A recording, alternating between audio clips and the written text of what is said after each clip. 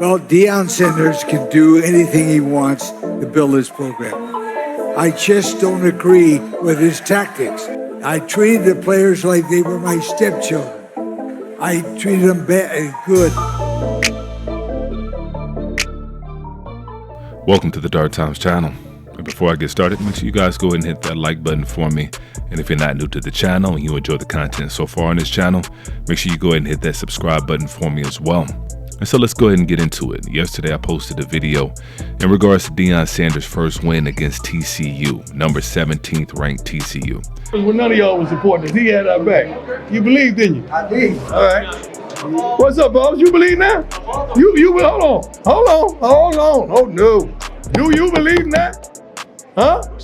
Oh no. I read through that bull junk you wrote down. I read through that. I sifted through all that. Yeah. Oh no. Come on. Do you believe? You don't believe. And it was somewhat of an upset win. A lot of people had predicted that Colorado would get blown out and they weren't capable of hanging in with the number 17th ranked team in the nation, not to mention the team that was just in the national championship. And so Deion Sanders and his crew proved everybody wrong. They proved that not only can they hang, but they belong. These recruits, everybody needed to see. Yeah. Can Deion win? We know we would love to play for Deion. We know Deion got fire cleats. We know Deion bringing in all these NFL players, NFL coaches and all that. But can he win? Now that they have seen what Deion has done, it's over for college football. That's the same thing as like if I said the best coach is probably be Nick Saban. Yeah. Why would you want to play for Nick Saban? The first thing gonna say is, well, his experience. He has these championships. Mm-hmm. If I said, why would you want to play for Deion Sanders? Because I can relate to him. Mm-hmm. Mm-hmm. We came from the same environments as a player, etc. So he's gonna get so many recruits because of that part. Think about that. Like, I play for Deion Sanders. They know it's changed around too. And so like Shady McCoy said, that's a wrap for college football. Unless they can manufacture some kind of scandal on Deion Sanders or one of his players or one of his recruits, that's a wrap. And just like in the video I posted yesterday, the video I posted yesterday was entitled, "This is why they don't want Deion Sanders coaching." This is exactly why.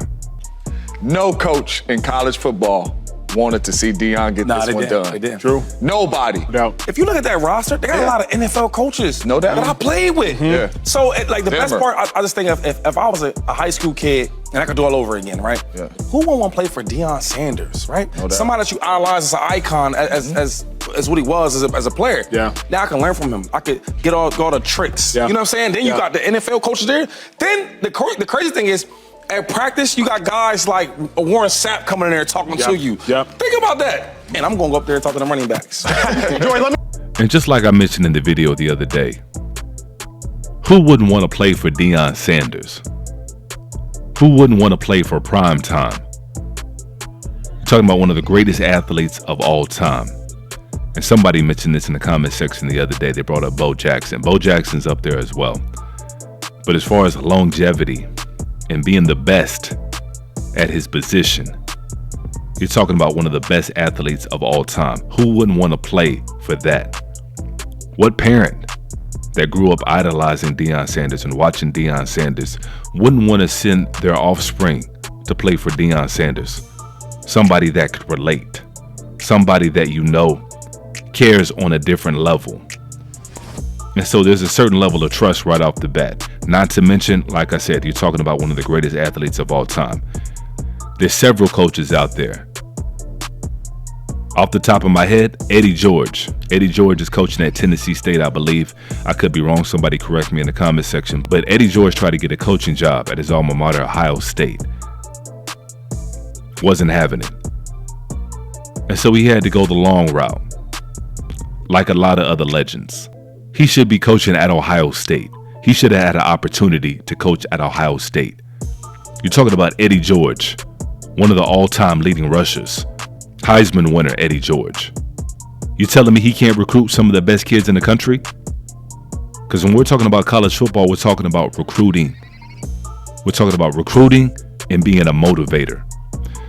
And there's a lot of NFL talent out there, ex-NFL talent, that can easily translate to the NCAA. Just off recruiting alone. And I came across a video today with a well-known, respected NCAA pugnet, Finebaum. And he has something pretty interesting to say, him and his co-host. I'm going to go ahead and let it play, and then, of course, I'll chime in. Here's the scary part.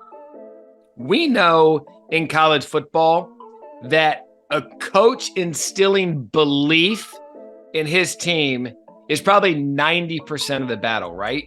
Mm-hmm. If they start to believe, and there's recruits around the country that would otherwise look at Tuscaloosa, look at LSU, look at Georgia, and he starts getting kids to believe, who knows what could happen? And I mean, that's the kind of thing that can create an epidemic. That sets off alarm bells. We can.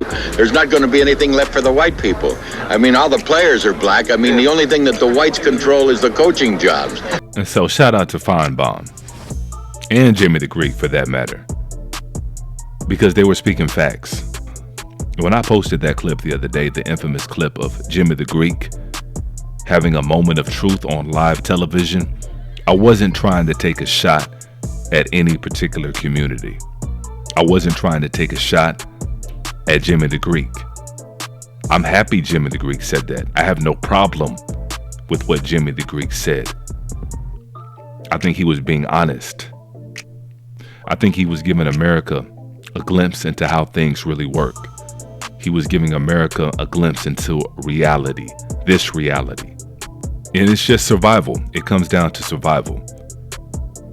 If we start allowing these former black players, these former great black players, legendary black players, to get coaching jobs at the next level, what jobs are going to be left for us? Now, I don't think that's a racist thing to say, or it might be racist, but who gives a damn?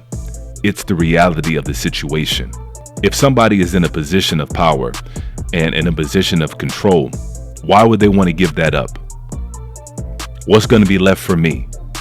If I know I can't compete, why would I let you in the front door? I've already let you into the leagues as far as being allowed to play in my league.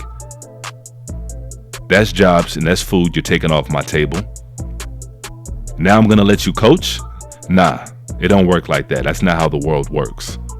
And so as wrong as we may think it is, it's just the reality of the situation. The desire is good from a lot of people in the comment section as far as talking about racism is over and people don't think that way. Like I said, that desire is good, but the reality of what you wish is the total opposite. And that's okay. That's okay. Because at the end of the day, if people wanted to work a certain way and if people wanted to operate a certain way, then they should build their own. We should build our own. And that's just the reality. No one's going to let you come into their house and take food off their table. If they do, it's going to come at a price. And they're only going to let you take so much. And so I think that's going to be a wrap on this particular video. Definitely go ahead and make sure you chime in the comment section for me, and I'll try to be as active in there as I can. And as usual, peace, chaos.